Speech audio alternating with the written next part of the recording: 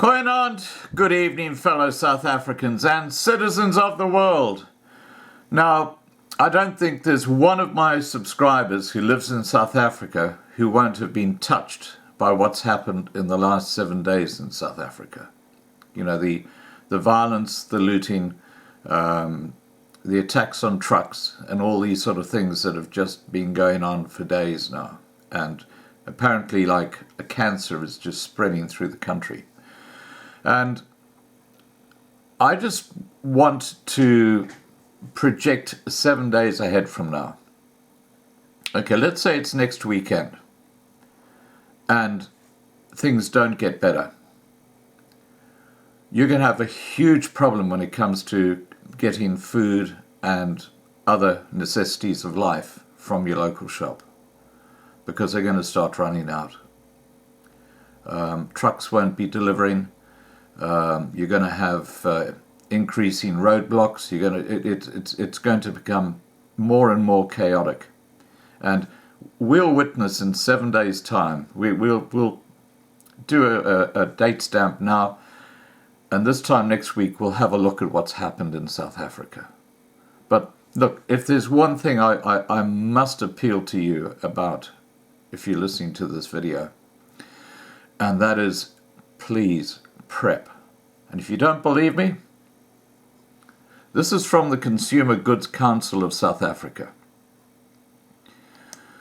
The Consumer Goods Council of South Africa, or CGCSA, is concerned that the violent protests in the country could lead to a significant impact on stock available for retailers.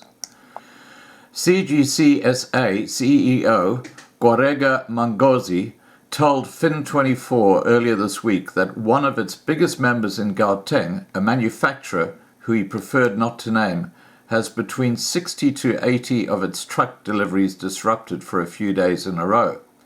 This means retailers do not get their stock, and there is a loss of income for the truck drivers. No one wins, said Mangozi. Within impacted areas, some of the council's retail members had to shut their shops due to the risk of raids. This meant they lost trading days, leading to a loss of revenue, which could even drag a small business down if the violence continues. Mangozi said, "We are picking up acts of criminality and high levels of opportunism amongst protesters. This is a big cause of concern." He approached the National Commissioner of Police, who assured him that they are trying to get to the roots of what is going on. Well, I can tell you what's going on. It's civil disobedience. And because the police are so inept, they're getting away with it. You know, there were no arrests made yesterday in Johannesburg, despite that gang going around and looting shops and attacking people. No arrests made. It is absolutely crazy. Mangozi said, "We have therefore put certain protocols in place. All our members' businesses must ensure they liaise with station commander at their nearest police station. If they get no joy there, they must contact the South African Police Service at the district level. If they then still do not get any help, they have to inform me so that I can escalate the issue to the highest level."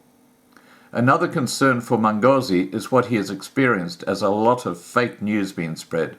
This ends up distracting the police from being around to help safeguard shops. For Mangozi, it is a pity that the violence took place against the backdrop of the World Economic Forum Africa, which took place in Cape Town this week. Now, that's exactly the point I raised on Monday last week. I said, you really can't argue with the absolute genius of these idiots when they go and start looting and xenophobic attacks, when you've got the whole world turning their attention on South Africa.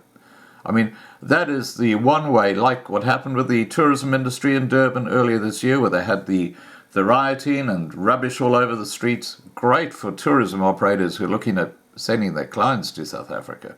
I mean, the genius of doing that and destroying your own economy is without question. Getting back to the story, Mangozi says, "We are trying to secure much needed investment to create jobs. What has been happening is deeply unsettling. He said shop owners will do what it takes to safeguard their property. He expects them to try and increase their levels of awareness of happiness in the areas going forward. He went on to say, calm heads and clear actions are needed. South Africa is still a democracy. There is a right to protest, but there is also a right to free trade. So a safe and secure environment must be provided to allow trade. He said, South Africa is part of Africa. We have members who operate in countries in the region. Xenophobia does not help to facilitate intra-Africa trade. We need the African market for our South African companies to thrive. He asked South Africans to remain positive. This is the only country we have. South Africa has amazing potential. Yes, we have societal challenges like joblessness, but we can overcome these by keeping cool heads, he said. The violence is affecting the image of South Africa as an investment and tourism destination at the very time when international investors visited the country for the World Economic Forum.